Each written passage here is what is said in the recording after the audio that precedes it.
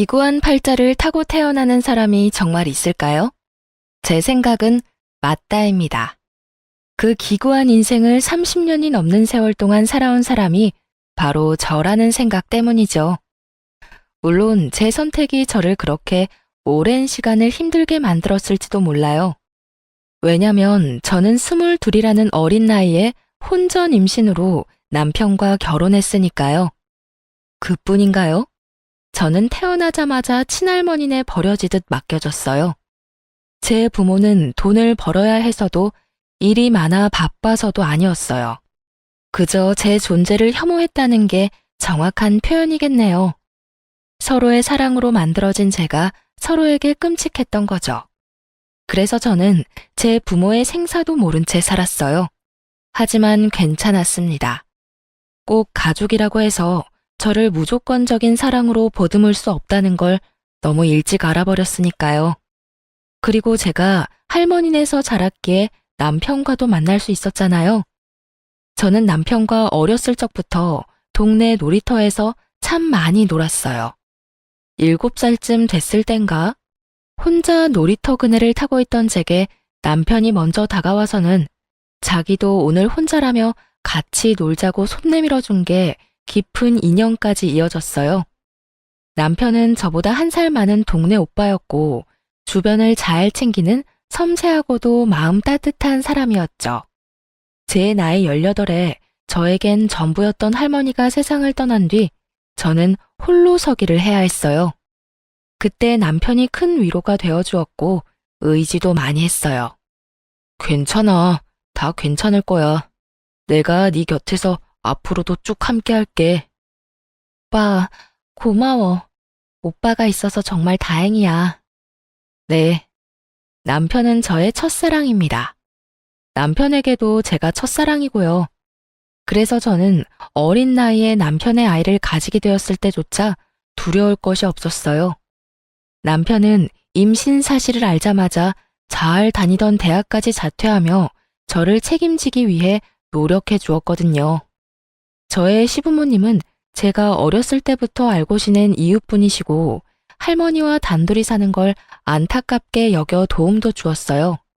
그렇게 따뜻한 분들이기에 저는 뭐든 괜찮을 거라고 믿었습니다. 하지만 현실은 그리 녹록하지 못했어요. 제 시부모님은 제가 남편의 아이를 가졌다는 사실을 알자마자 저를 손가락질에 대며 비수 같은 말을 쏟아냈고 시모는 격하게 반대하며 나섰어요. 임신이라니? 너희 임신이 무슨 장난인 줄 알아? 이제 막 성인이 된 너희가 어떻게 한 생명을 책임지겠다는 거니? 하물며 연진아, 네 부모도 널 못 키우겠다며 버렸어. 그런데 새파랗게 어린 너희가 도대체 무슨 수로 애를 낳아 키운다는 거야? 아줌마, 제발 허락해 주세요. 저 이 아이 포기 못해요. 아빠 없이 키울 수 없어요. 저희 정말 열심히 살게요. 어떤 힘든 역경이 찾아와도 잘 이겨내면서 그렇게 살아볼게요. 네? 엄마, 나도 연진이와 같은 마음이야. 우리가 어려서 불안한 마음에 이렇게 반대하는 거 알아요. 하지만 나 아무리 그래도 연진이도 이 아이도 절대 포기 못해요. 이미 힘들 거 각오하고 내린 결정이야. 아들, 아무리 너희가 이래도 난 절대 허락할 수 없어. 애를 포기한다면 내가 어떻게든 뭐라도 해서든 도우마. 하지만 이건 아니야. 연진아, 내 아들 앞길 막지 말아주렴. 우리 아들 그 유명한 대학을 척척 붙는 똑똑한 아이야. 앞으로 얼마나 더 대성할지 기대되는 그런 아이란 거 알잖니? 너와 내 아들은 태생부터가 달라. 가야 할 길이 다르다고. 아줌마, 저도 오빠한테 너무 미안하고 아줌마 아저씨께 너무 죄송해요. 하지만 저도 이 아이만큼은 무슨 수를 써서든 지키고 싶어요. 제발, 제발 저희가 아이를 지킬 수 있게 도와주세요. 정말 말이 안 통하는 애구나 너. 애미 없이 자란 것들은 이게 문제야. 사리분별도 못해 지 분수도 몰라. 어쩌라는 거니?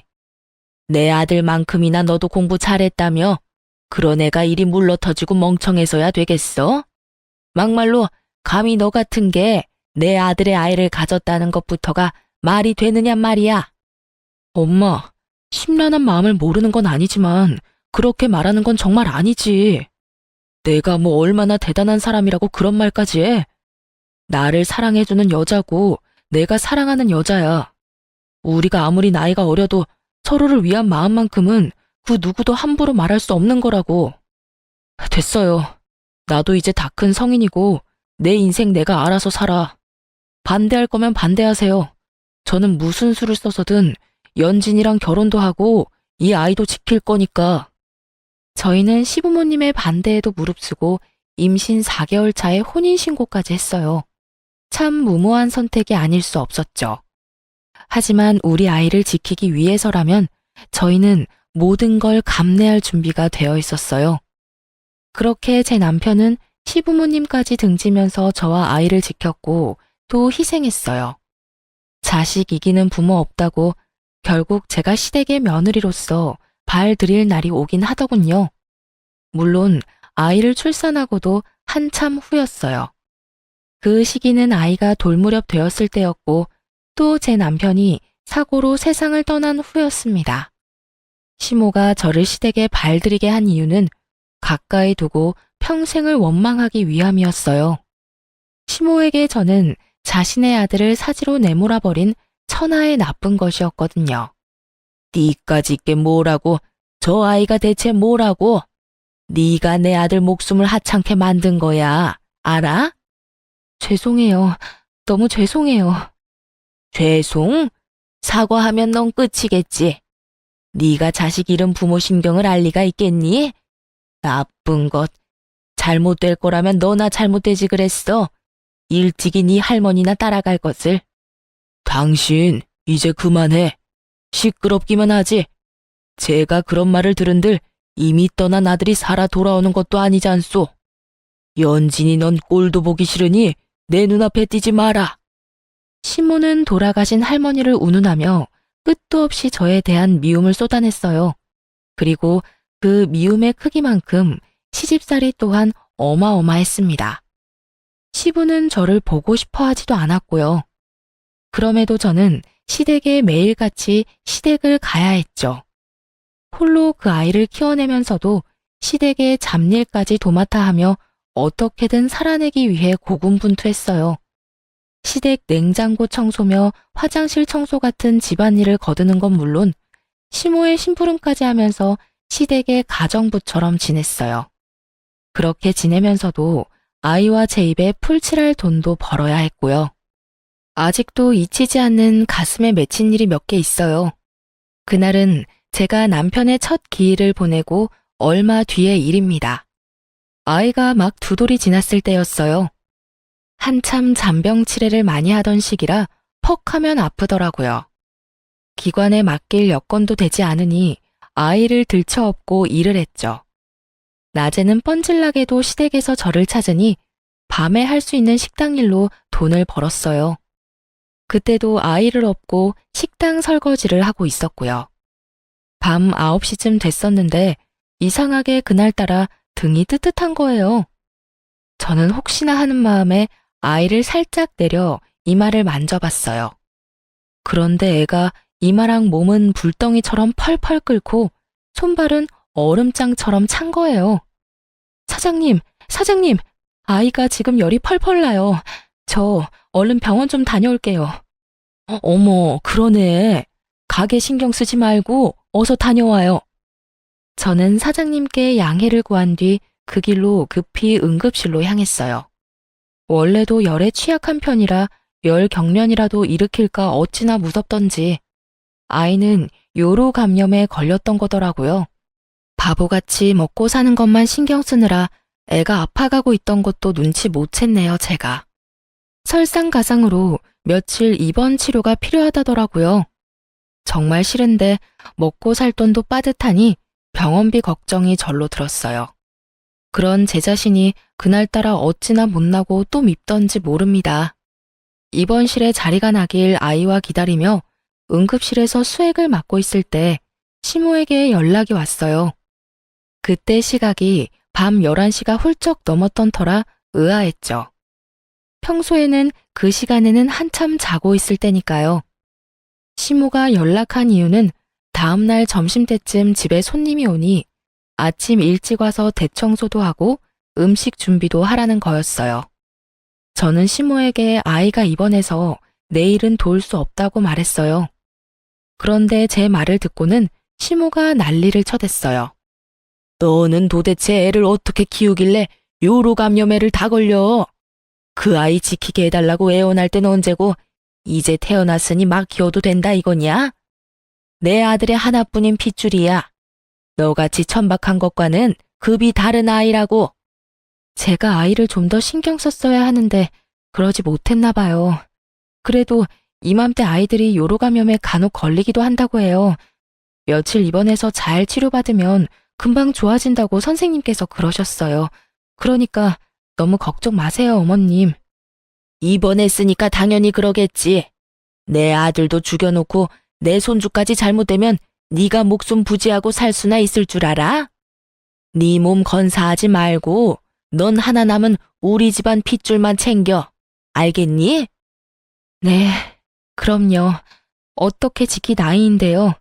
제가 좀 더 잘 살필게요. 저는 시모가 애가 아픈 것 때문에 야단을 친 게 처음이라 조금 당혹스러웠어요.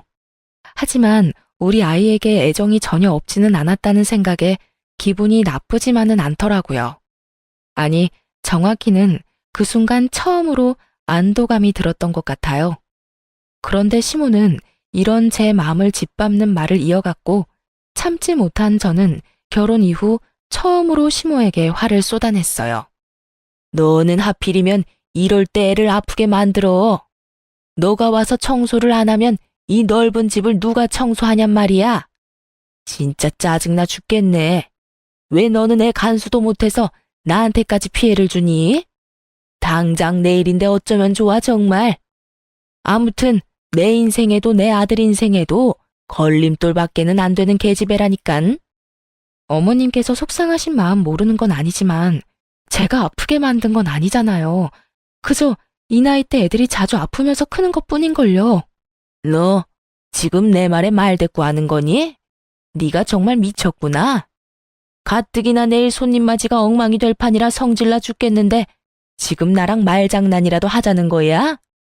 너가 애 똑바로만 잘 키워도 이런 일 없지 않니? 뭘 잘했다고 말대꾸야 말대꾸가? 예, 이게 다 네 탓이니까 애를 간호사한테 맡기든 입원실에 같이 입원해 있는 보호자한테 맡기든 요령껏 맡기고 와서 네가 다 준비해. 알겠어?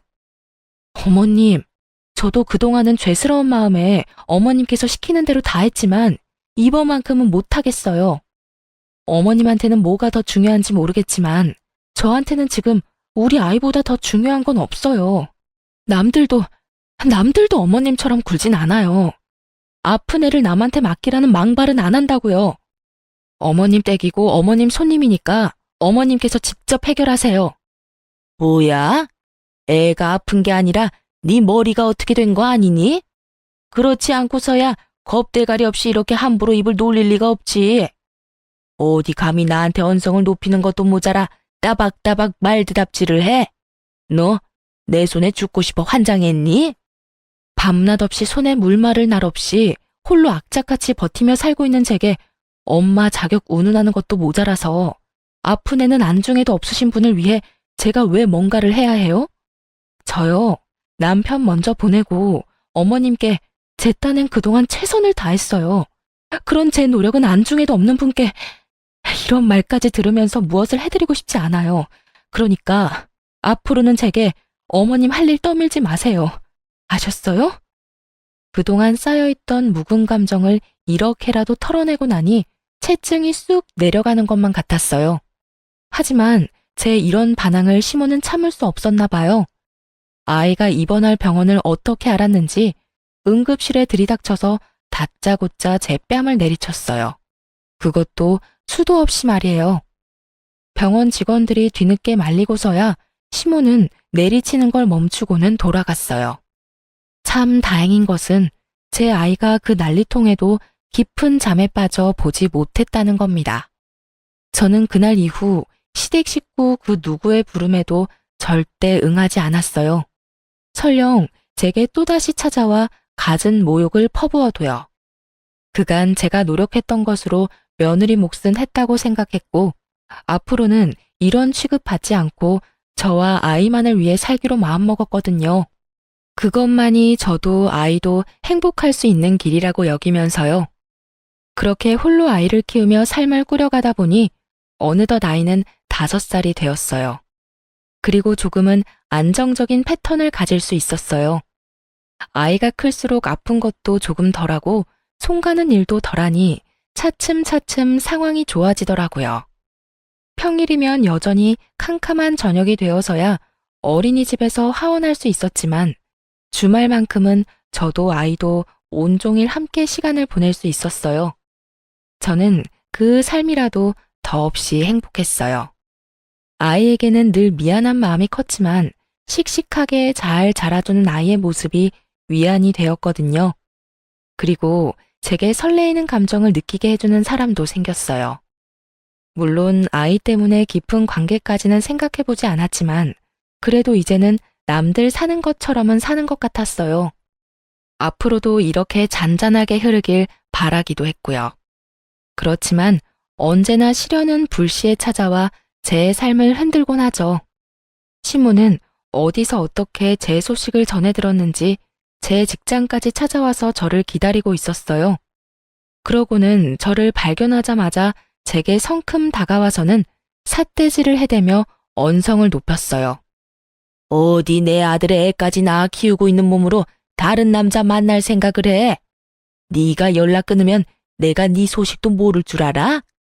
순수한 내 아들 꼬여내서 임신부터 한 천박한 것이 그새를 못 참고 아무 남자 품이나 찾아대는 꼴이라니. 당장 정리해, 당장! 제 아이 손 닿아본 적도 없는 분이 참견할 일은 아니지 않나요? 그것도 제 직장까지 와서 가타부타 하는 건 더더욱 무례한 태도고요. 그리고 전 단연코 천박한 행동한 적 없어요. 내 아이에게 떳떳한 부모로 살기 위해 기를 쓰고 노력 중이거든요. 내 인생 내가 알아서 해. 당신이 관여할 문제가 아니라고. 이 버르장 머리 없는 것이 내 아들 그렇게 만들어 놓고 내가 너만 행복하게 둘 것 같아? 두고 봐. 벼랑 끝까지 쫓아가서라도 널 가만두진 않을 테니까. 그거 알아요? 과거에 묶여 사는 당신이 내 눈에는 그저 가여울 뿐이야. 그래, 당신도 자식을 뒀던 부모니까 여전히 내가 밉겠지. 하지만 그렇다고 해도 변하는 건 없어요. 행복하지 못한 사람은 당신뿐일 거라는 걸 저는 알거든요. 누군가를 미워하면서 산다는 것만큼 지옥 같은 삶도 없잖아요? 다시는 제 인생에 참견질하지 마세요. 저 역시 참고 넘기는 것도 이번이 마지막이니까요. 하지만 제 말이 시모에게 불을 지폈어요. 제가 마음을 나누기 시작한 그 남자까지 찾아냈더라고요. 그러고는 그 남자에게 얼마나 제 험담을 했는지 몰라요. 그 남자는 저를 믿었기에 흔들리지 않았지만 그 사람의 말을 빌려 시모가 했던 말을 설명해보자면 저더러 걸레짝이 따로 없는 난잡한 여자라고 했다고 해요. 심지어는 아이의 아빠가 견디지 못하고 도망을 갔다는 허무맹랑한 말까지 지어내면서 저를 모욕했고요. 그렇게 꼬박 한 달을 저와 좋은 감정을 나누던 그 남자를 찾아가 저와 헤어지라며 복가됐더라고요. 저는 결국 그 남자에게 피해를 주고 싶지 않아 먼저 관계를 정리했어요. 그 남자는 괜찮다고 했지만 저는 괜찮을 수 없었으니까요. 그렇게 헤어지고 나니 시모는 나를 또 찾아왔어요. 그러면서 하는 말이 참 유치하기 짝이 없었죠. 이제야 자기가 두 발 뻗고 편히 잠들 수 있겠다는 거예요. 제가 느끼는 행복이 조금 더 멀어졌다는 게 그 이유였고요. 그래도 남자와의 관계가 정리되었으니 다시는 같은 이유로 시모를 마주할 일이 없겠구나 싶은 생각 때문인지 마음이 불편하기만 한 건 아니었어요. 하지만 제 생각과는 달리 그 후에도 저는 시모를 마주해야 했어요. 제가 또 다른 남자한테 꼬리칠지 모른다며 저를 감시하기 시작했거든요. 그런데 문제는 제 일거수일투족을 전부 확인하려 들었다는 겁니다. 대놓고 제 생활에 참견질을 해댔어요. 초반에는 저러다 말겠지 생각하고 무시했지만 시간이 흐를수록 도를 넘어서는 시모로 인해 저는 직장까지 옮겨야 할 정도로 시달려야 했어요. 시모와 직장이 무슨 연관이 있다고 직장을 옮기나 싶으신가요? 제 직장에 매일 찾아와 죽치고 앉아있는 통에 시모의 존재를 모르는 사람이 없었어요. 그뿐인가요? 점심 식사할 때도 제 주변에 남자 동료가 있는 모습만 봐도 불이 나게 달려와서는 못나게도 굴었다고요. 얘가 어떤 애인 줄 알고 같이 다니고 그래요? 얘가 사람 잡아먹는 팔자야. 오래도록 목숨 부지하고 싶으면 절대 근처도 가지 말아야 한다고. 아주머니는 누구신데 그런 말씀을 하세요? 혹시 연진 씨 아는 분이야? 내가 저 요망한 것이 죽인 남자 엄마 되는 사람이요. 그러니까 내 말 허투루 듣지 말고 명심해요. 시모의 이런 언행은 꽤 오랫동안 지속되었고 그러다 보니 점점 저에 관한 나쁜 소문이 퍼져갔죠. 나중에는 어처구니 없게도 제가 돈 때문에 남편을 해코지했었단 추문까지도 돌았다니까요. 이런데 제가 어떻게 직장 생활을 이어갈 수 있었겠어요. 결국 저는 퇴사를 하고 며칠 동안 깊은 고민에 빠졌어요. 어떻게 해야 이 일을 다시는 당하지 않을까 하는 고민이요. 그러다 내린 결론은 그간 고생하며 한 푼 두 푼 모아놓은 돈이 있으니 조금 더 모험적으로 돈을 벌어보자는 생각이 들었고 저는 인생의 처음으로 영업을 해보기로 했어요. 동분서주하며 해야 하는 일이니까 시모가 저를 매번 따라다닐 수는 없을 테니까요. 그리고 아이가 커가면서 드는 비용도 점점 늘어나니 이번 일을 기회 삼아 더 적극적으로 살아보자 싶기도 했고요. 또 아이의 교육적인 부분도 앞으로는 더욱 신경 써야 할 부분이라고 여겼기 때문에 금전적으로나 시간적으로 뭐든 여유가 있길 바랬어요. 그래서 저는 교육 분야의 직종을 골라 제 성실함, 절실함만 믿고 도끼를 품고 일에 전념했습니다. 그 덕인지 저와 잘 맞았던 건지 저는 이전의 벌이와는 비교도 되지 않을 만큼 벌이가 좋아졌어요. 물론 시모도 이직 후 접점이 많이 사라졌고요. 하지만 그중 가장 좋았던 건 월세를 살며 전전하던 저와 아이는 영업직을 선택해 일한 지 딱 1년 만에 제 첫 집을 마련했다는 거예요. 그런데 제 소식을 어떻게 알았는지 한동안 옷깃 한 번 스친 적 없던 시모가 또다시 저를 찾았어요. 하지만 이번만큼은 특이한 부분이 있었어요. 바로 평소 저를 무시하고 또 경멸하던 말투가 아닌 세상 고분고분하고 나긋한 말투를 쓰며 저를 다 이해한다는 듯 말하더라고요. 잘 지냈니? 얼마 전에 우리 아들이 꿈에 나온 게 아니겠니? 그런데 이상하게 너희 생각이 나잖니? 그래서 얼굴이나 보자 싶어 와봤다. 저희가 이사한 곳은 어떻게 하셨어요? 그렇게 직장까지 옮기게 만들어 놓고 아들이 꿈에 나와서 제 뒤라도 캐셨어요? 어머, 왜 이리 날이 서 있어? 내가 널 어떻게 하려고 찾아온 건 아니야. 직장까지 옮기게 했던 건 유감이다. 그래도 당시에는 네가 마음고생을 좀 했어도 어쨌든 결과가 좋으니 그게 다 내 덕이잖니. 그게 어떻게 어머님 덕이에요. 제가 이 악물고 뛰며 버틴 덕이죠. 찾아오신 용건이 뭔가요? 이런 시시콜콜한 이야기나 하자고 찾아오신 거 아니잖아요. 이런 시시콜콜한 이야기 하려고 온 거야. 그런데 우리 손주를 못 봐서 어쩐다니? 이번 주에 애 보고 싶으니까 데리고 한번 집으로 와라. 내 손수 차려 우리 손주 챙겨 먹이고 싶으니 말이야. 내키지 않아도 와. 네가 싫다고 천륜까지 네가 어찌하려 들지 말고. 너도 와서 같이 식사나 하자꾸나. 저 어머님께 연락하거나 찾아뵙는 거 불편해요. 저희가 가볍게 같이 식사나 할 정도로 서로를 이해하며 살지는 않았으니까요. 예, 나도 알아. 온다고 연락하기 불편하면 너 편할 때 언제든 오렴. 이번 주는 내내 식사 준비를 해놓을 테니. 시모가 찾아와 이 말을 했을 땐 이 양반이 또 무슨 꿍꿍이가 있어서 이러나 하는 생각이 강했어요. 앞으로는 다시는 이런 연락을 하지 말고 찾아오지도 말라 당부하기 위해 이번이 마지막이라 생각하며 다음날 일찍 시댁에 들렀어요. 그런데 제가 이 관계를 끝내기 위한 말을 꺼내기도 전에 시모가 황당한 소리를 짓거리더군요. 잘 왔다. 그런데 우리 손주는 어디 가고 너만 왔니? 제가 어머님께 드릴 말씀이 있어서 데리고 오지 않았어요. 그러니? 아쉽네. 네가 할 말이 뭔지는 대충 짐작이 가니 내가 먼저 말하마. 너 돈 좀 만지는 거 내가 다 안다. 그래서 말인데 평생 내 꿈이던 제주살이 네가 좀 시켜줘야겠다. 할머니가 살아계실 적 시모는 가끔 자기 꿈을 이야기하곤 했어요. 늙으면 자기는 제주도에서 살고 싶다고요. 그런데 지금 그 꿈을 저더러 이뤄달라뇨. 저는 시모의 말에 어이가 없어 따박따박 따졌어요.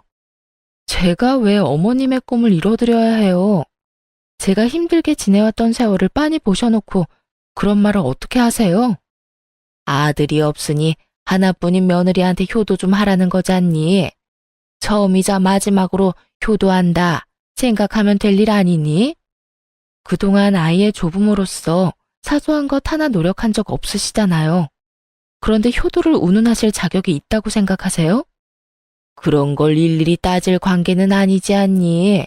그리고 어차피 돈을 죽을 때 싸갈 것도 아니고 너 제주에 이번에 대출 받아서 땅 샀다며? 우리가 노후로 거기서 좀 생활한다는 건데 뭐가 문제라고 이래? 그만 좀 하세요. 언제까지 이런 관계로 살아야 하는 건데요? 제 것에 탐내지 마시고 어머님 삶을 좀 사세요. 저요, 어머님 사리사욕이나 챙기자고 열심히 사는 거 아니에요. 저도 이 세상에 단 둘뿐인 우리 모자만 생각하며 버티는 거라고요. 우리가 이렇게 자꾸 부딪히는 꼴을 하늘에 있는 아들이 보면 얼마나 속상하겠어.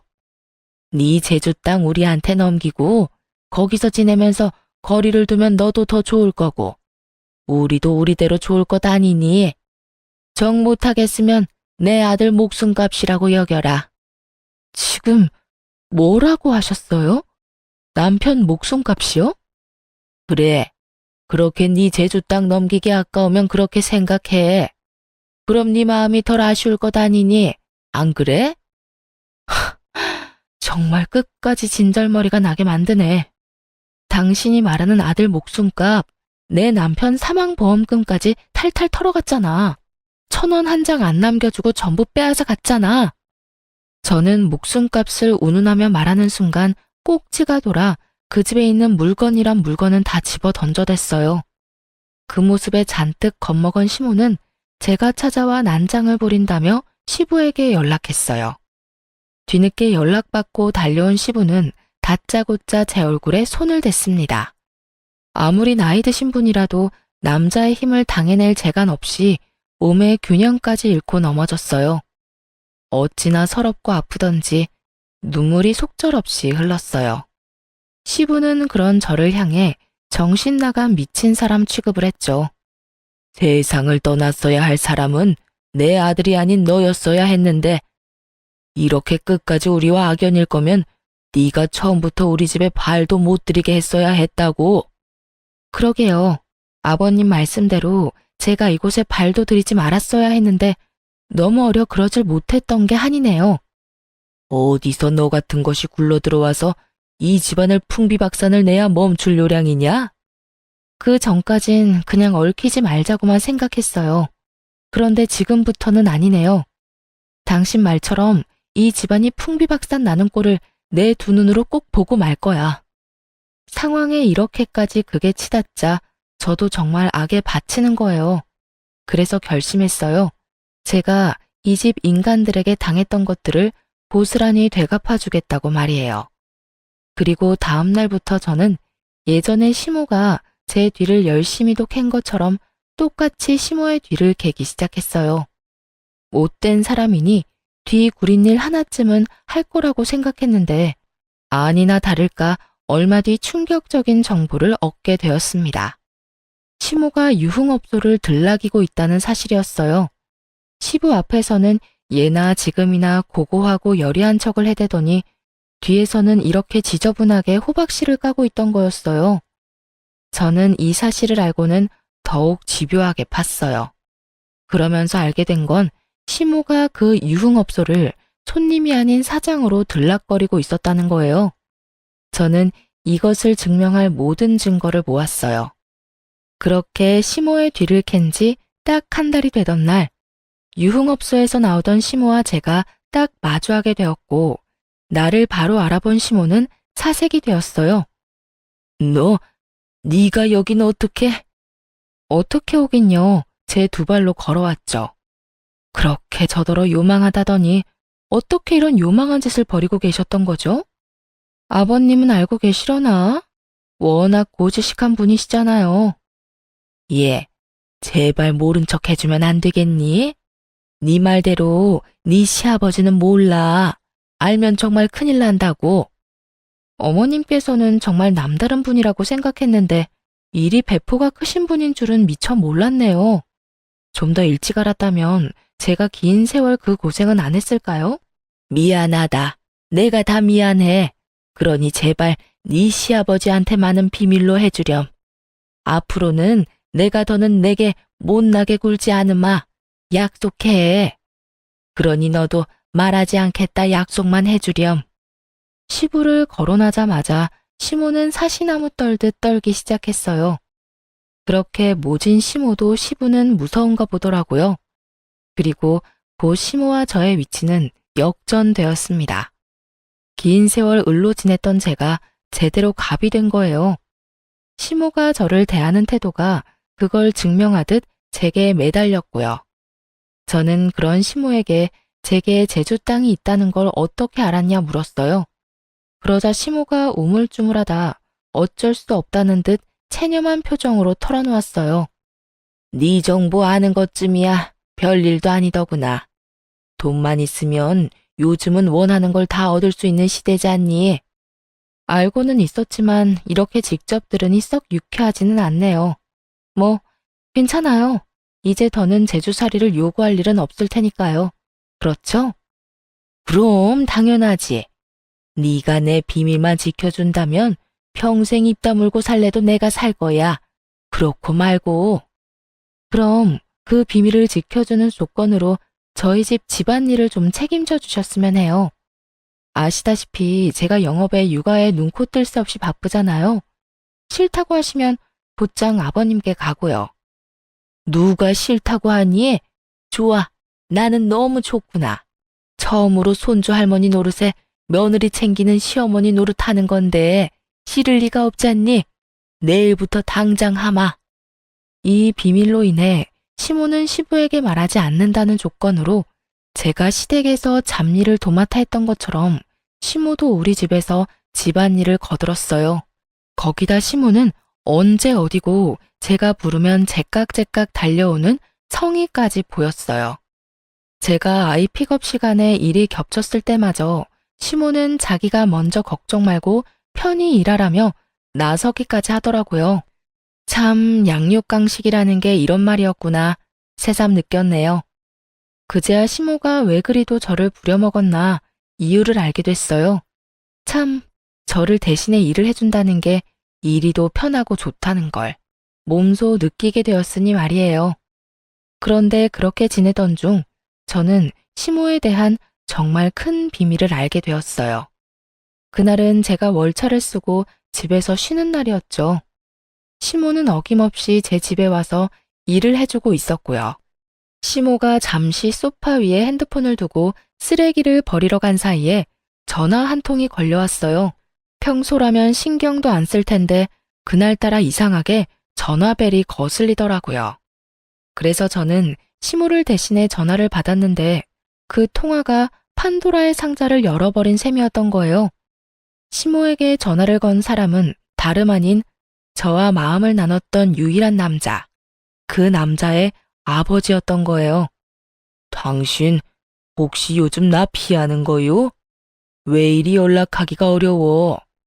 당신 며느리와 내 아들까지 떼어내가면서 이어온 인연인데 요즘 왜 이리 소홀히 굴어요?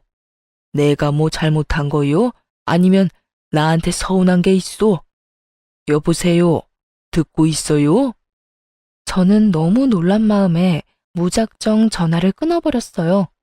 그런데 딱 그 타이밍에 시모가 현관을 열고 들어오더군요. 저는 그런 시모에게 도대체 밖에서 뭘 하고 다니냐며 따져 물었어요. 하지만 시모는 갑자기 무슨 소리를 하느냐며 당황스러워 하더라고요. 그런 시모에게 전화가 왔었다고 말했고, 시모는 통화 내역을 봤는지 손을 바들바들 떨며 불안한 기색을 보이더라고요. 저는 그 모습을 놓치지 않고 사실대로 말하라고 난리를 쳐댔어요. 그러자 시모도 깊은 숨을 몰아쉬고는 입을 열었습니다.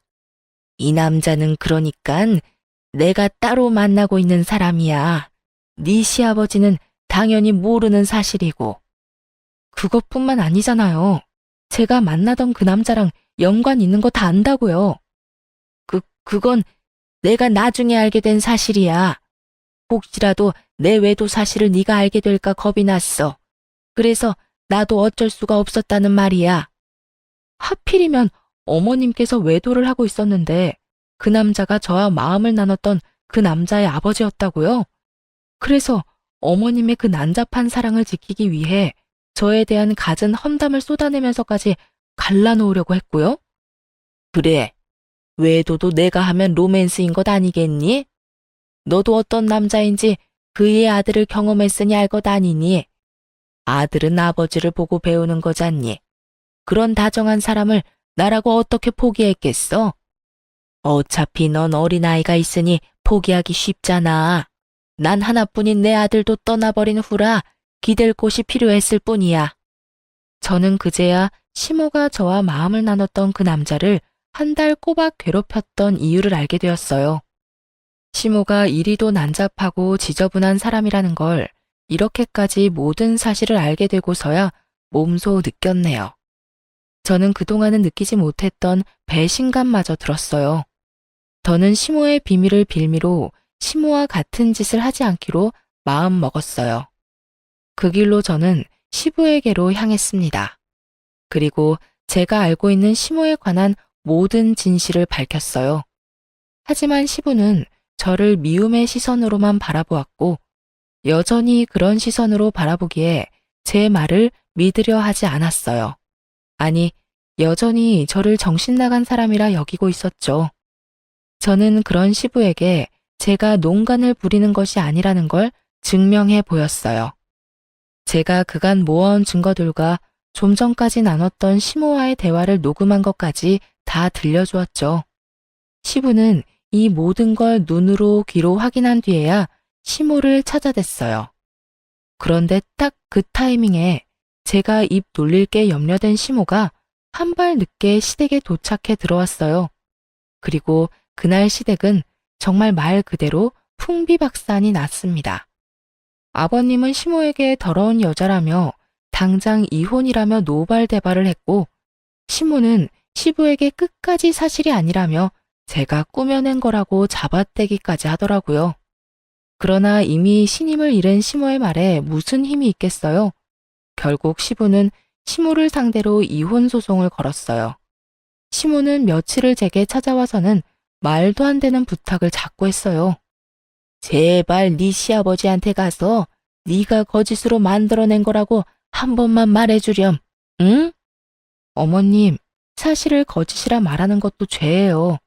저는 어머님과 같은 죄를 지으면서까지 어머님 편에 서고 싶지 않아요.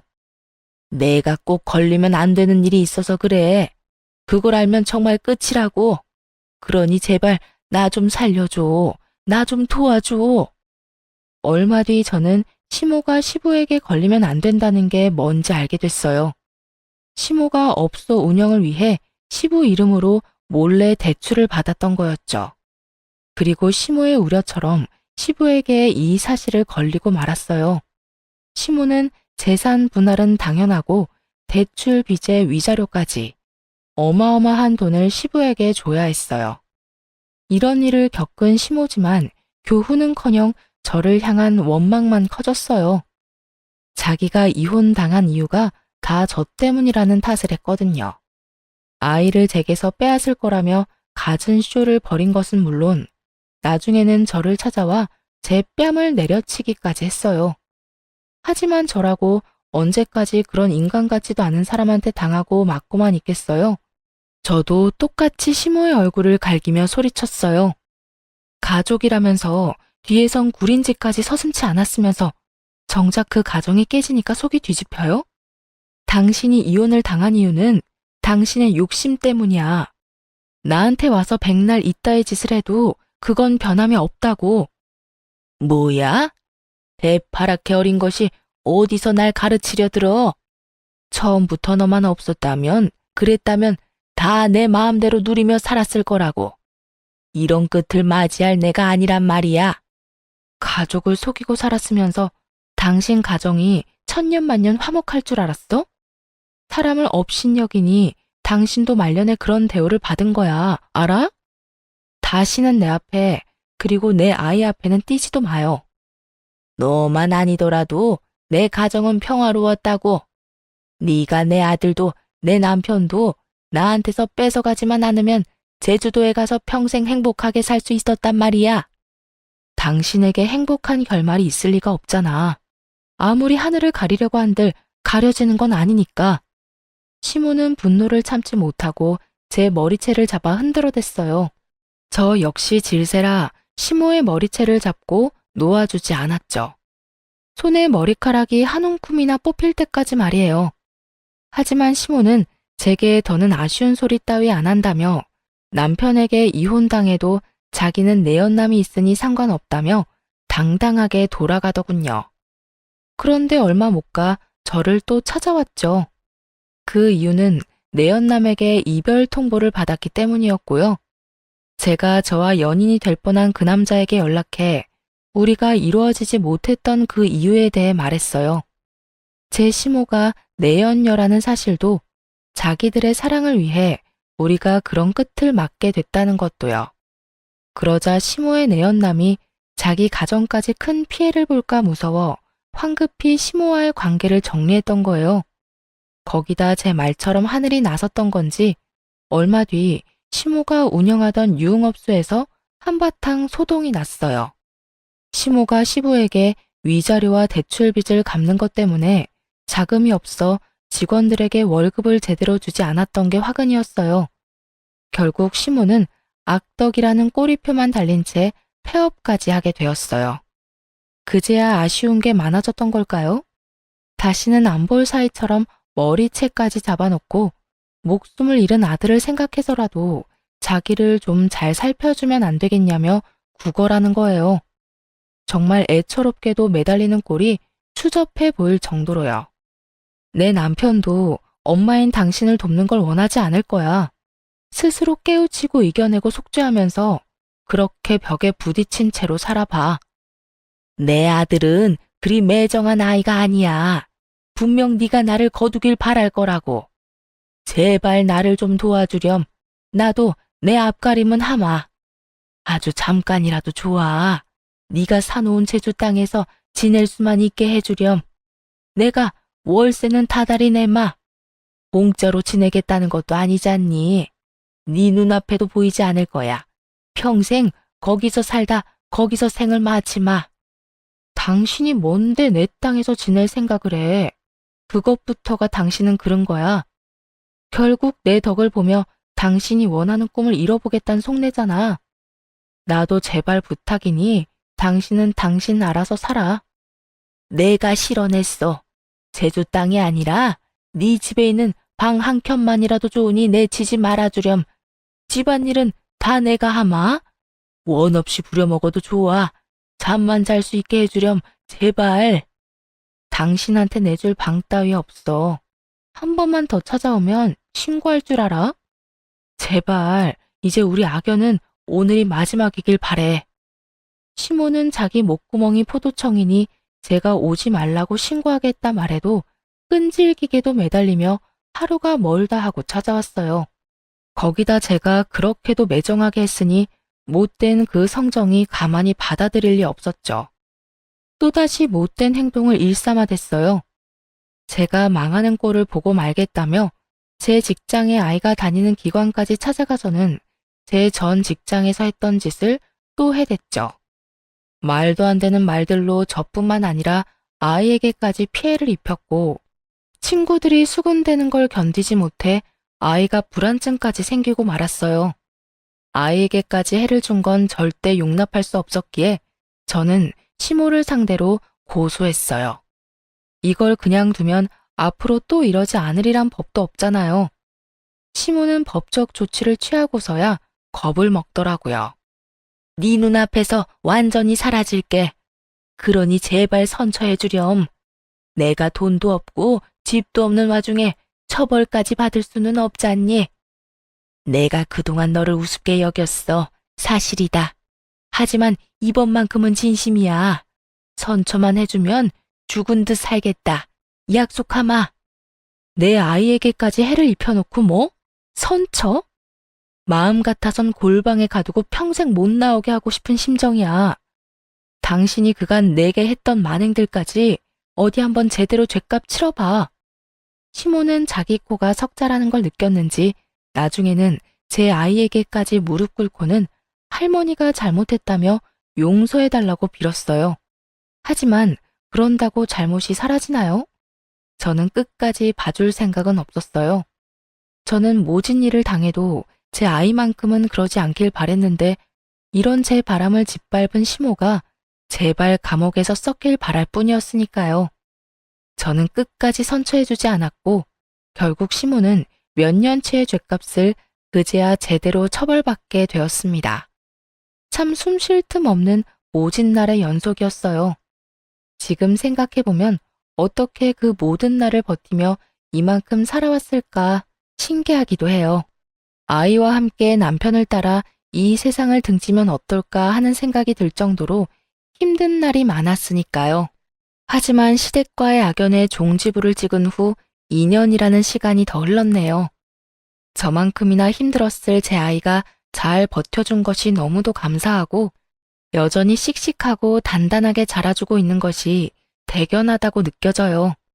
아이는 크면서 얼굴이 12번도 더 바뀐다는 말처럼 어렸을 땐 그리도 저를 쏙 닮았던 아이가 지금은 남편의 얼굴이 참 많이 닮아 있어요.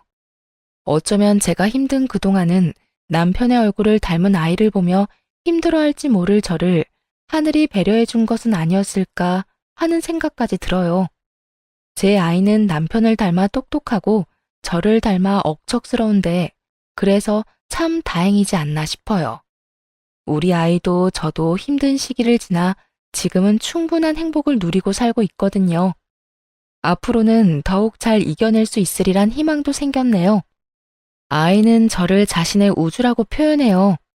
저 역시 아이가 제 전부이며 저의 우주입니다. 우리는 앞으로도 서로에게 등대가 되어주고 또 우주가 되어주며 살아갈 거예요. 언제까지나 아이와 제가 단단히 살아갈 수 있도록 시청자분들의 많은 응원 부탁드립니다. 감사합니다.